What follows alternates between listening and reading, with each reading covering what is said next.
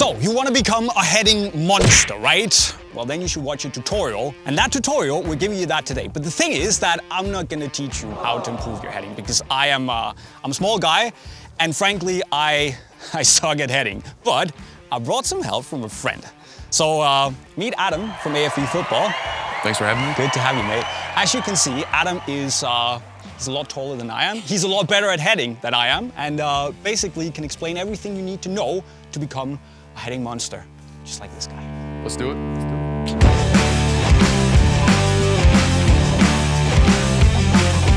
it. So Adam, the first thing we need to look at is one of the two sides of becoming a heading monster. That is the defensive side, right? Yep. You get a long ball coming towards you. There's a striker, physically imposing striker, like myself, right? But and then you go and do that. You clear the ball, right? Yes, of course. Like I'm not a central back, but still it looks like an art form, right? Yeah. Timing, you know, jumping the right way, how you connect with the ball. Where do you start? So, I think personally is making contact. Okay. You need to establish your position as a defender with the striker. Okay. Now, as a striker, we are trying to flick, obviously, towards your goal. You want to score goals. As a defender, I want to clear my lines away from goal, of course. So, if I can establish, first and foremost, goal side, easy. Everyone knows this. We learned this as a kid, right? So always behind the striker. Yes, of course. So, if you are going to flick, you're jumping back. First thing is position. Sure. I don't want to be square. I prefer to be more side on to create this space so that I can also use my body weight as I'm watching this ball coming in.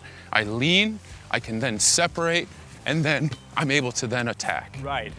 So that's giving me protection. I'm winning my space. By giving me space, I have more timing. I'm keeping my line, I'm keeping my line, I'm keeping my line. As this ball's coming, I then release so that I can then attack. So you can move forward, get momentum, and get higher. And then that ball is cleared, obviously further away from our goal. So what I also feel was that you kind of use your arm. You're not basically straight up pushing me, but you're using your body weight to just nudge me almost forward, put me off balance, so that if I'm going up, I have to go backwards. You're coming with forwards momentum. You go higher. It's very simple. Even if I'm in a position to where I know I can't win the ball, just by me setting you off balance, I've mistimed your jump as well. That ball can just go through to my keeper. So, but it's just a little bit for me counterintuitive, and that's what you need to remember. The whole thing about backing up, creating that space for you to just gain that momentum, just jump into it basically, get them off balance. And even if it's just lean, half step, then this. That's it. So you basically just need to get that so you can come It's just as if we were going to change direction. Right. You have that outside leg to push off of. Same thing. Because I'm side on, I've created that space, just about that half step, I'm up. That's the cheat sheet right there, guys. And no dark arts. No dark arts. We haven't even done anything like that. But don't push. That's the thing. Don't push, right? I mean, giving up a free kick here is dangerous. So anything like this, we're in trouble. So that's why it's always forearm and then maybe a slight lean because obviously defenders typically are a little bit bigger. We can use that body weight to offset that striker, throw off balance. Oh, if he does that, I'm gone. Would never do that to Jay. No, I know. So lean, release, yes. Very good. Feel that. Because if I was jumping here, the ball would already be too high. Exactly. So about hitting the ball, where would you go? I would always say like if you had a third eye, essentially, you know, right there, right smack in the middle of your forehead, and obviously keep the eyes open. It's hard, it's counterintuitive, but I promise you avoid kind of the beak, the shot to the beak. And also, I see a lot of like chicken necking a lot, like trying to like reach for the ball. And of course, if you've jumped and mistimed and you're already stretching for that, that thing's just gonna shoot straight.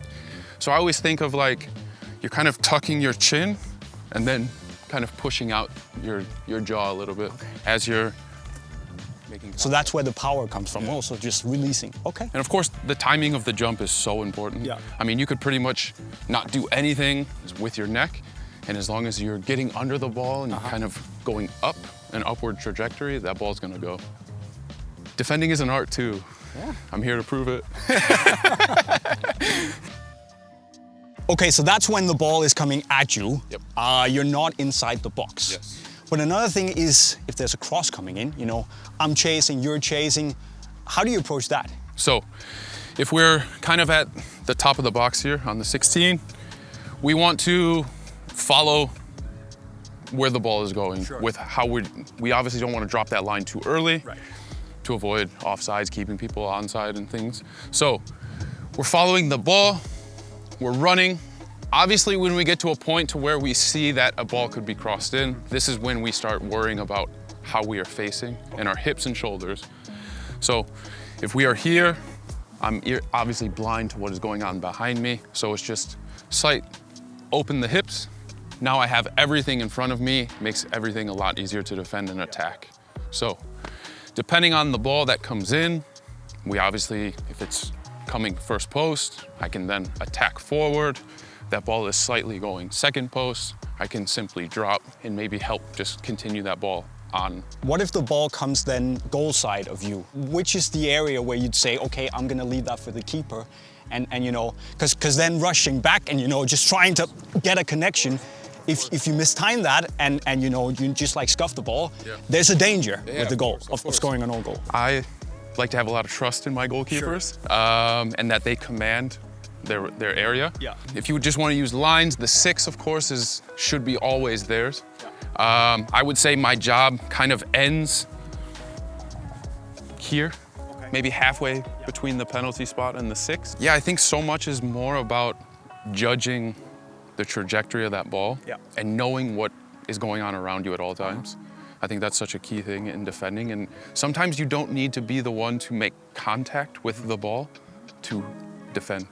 You know, it's strictly knowing your space and owning that space. And like we talked about before, even if I've put you off balance a little bit, not falling, of course, because here is higher. Yeah, you don't want to do that. No, never get those off. Have you? Of course, okay. yeah. I mean, sometimes you got to do what you got to do. Yeah. But even me putting you off balance is enough to just, that ball just goes. Yeah, distract. Yeah, exactly. Yeah. So yeah. Okay. A lot of ways. Where's the point where you would say, okay, I don't want to risk it. I don't want to head it. You know, if you're too close to the goal and you just, you know, you got to get your head in there. You got to get your body on the line, right? And just clear it. But where are you going to say, you know, I'm just really worried about the whole scoring an own goal thing because you well, so much of that is how we've positioned. Right. I was told if your hips ever go and you're facing goal, it's kind of this oh crap type moment. Yeah. So that's like a big no-no. Yeah. I Try and always avoid say, that. Yes. If you're ever sprinting towards your own goal or you've kind of turned inside your box towards your goal, something happened before or we're doing something wrong positionally or timing-wise. And hopefully, if you are chasing back, the striker's chasing, hopefully the goalkeeper can then manage to come out before you have to come in and Hail Mary it. You're basically running full tilt at each other and the keeper's able to just carry and counter. So basically, your job in here, come, you know, good position and either just clear or just flick on. Yeah, I would always say if we've dropped and my hips are open and I see that ball is coming in front of me, yes, kind of help it back to where it came from. If you have enough on it, maybe you can find a winger of some sort. If it's anything kind of where I'm going to be backpedaling, I would always say just try and help the ball onwards. Just up and out in a way. And just hope that it loops enough to maybe just go out for a throw or something like that. But yeah. Are there any, you know, no-go zones where you can't hit the, I'm thinking just straight down the middle. Try not do that. Anything you can to avoid anything through the middle. But if you do, make sure it's a lofty one. So at least there could be a second ball to win. If I'm always feeling that striker, I don't need to look at him. So if I'm here, I'm always watching the ball. As soon as you slip one way or the other, I at least had a hand on you. You can feel. You're here and I've felt you and you've moved this way and I've lost you. I know you've moved, so I can at least find you again with keeping my eyes on that ball. Exactly. Touch tight always.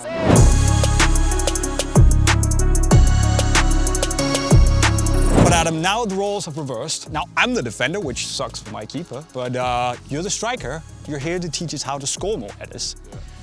Is it a different ball game? Is it some of the same principles? What's the deal here? Yeah, the key word, timing. Timing those runs. And then of course, like knowing when the ball is going to be there. Yeah. You know, some of the best strikers in the world were so good in the box, just knowing where to be and when to be. Right. And a lot of that is scoring, headers. One of the things I would really like to know what to do with is basically how you direct the ball and how you get that power on the ball. You see some of those, you know, the greatest headers in history, they just come up, you know, CR7, he leaps and then he just bow. You know, there's the power, direction, and for me, you know, I'm really not very good at heading. And I just struggle, you know, connecting with the ball is like step one for me. And that's where it ends, right? I just close my eyes and I hope, right? But it's like it's difficult. So what would you do if you say you have a winger out there, he's getting ready to make a cross? Well, we always say it's easier to run forward than it is to run backwards. So timing, of course, and knowing kind of where you want to go.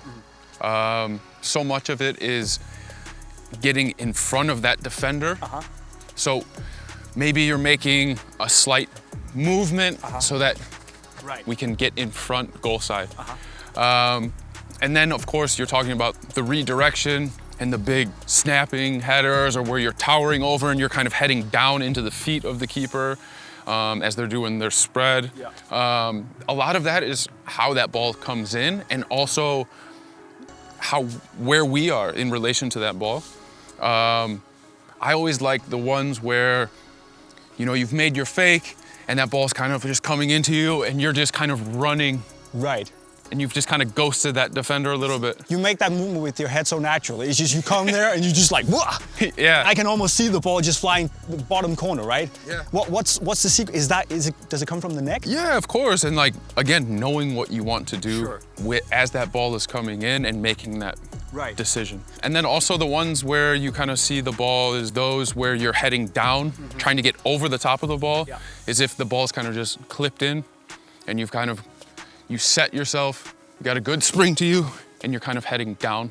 And then, a lot of it, like the redirection stuff, you're using this, but if it's whipped in with enough pace, and you kind of like just kind of corner of the head it a little bit, it's a little cheat code, just kind of glance it on. And you got to redirect it, basically. So again, it's coming from the neck, and you use your chin to kind of like, that's a joystick, right? Exactly. So and then these two things, gotta have a... That's the secret. Don't close your eyes, guys.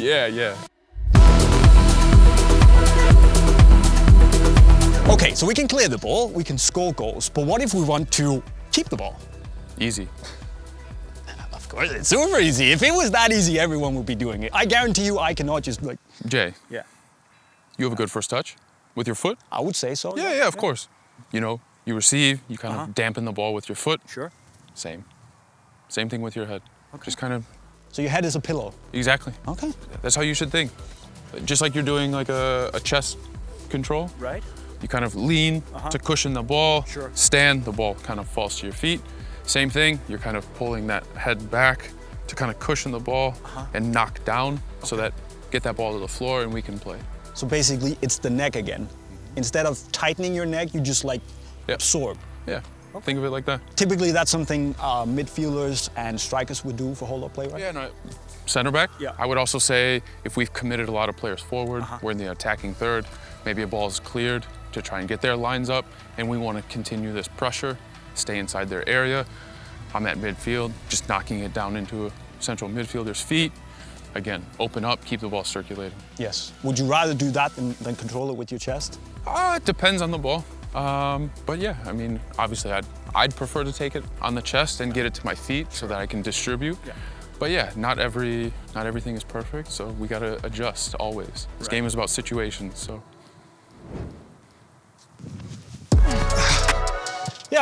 Heading monster. Like I told you guys, if you want to learn how to become a better header in defensive, offensive situations, score more goals, you just gotta listen to Adam here. So if you still need more advice, go back, watch the video again. If you have any questions, leave them in the comment section below. Myself or Adam might be here to help you out. Of course, if you want to see more of this physical beast who can also play football, his socials are in the description. But guys, also, if you need football boots, as always, you can get them in the link to Unisport right over there. Make sure you subscribe to the channel with the notifications on. And with those words, we'll be signing off. Cheerio.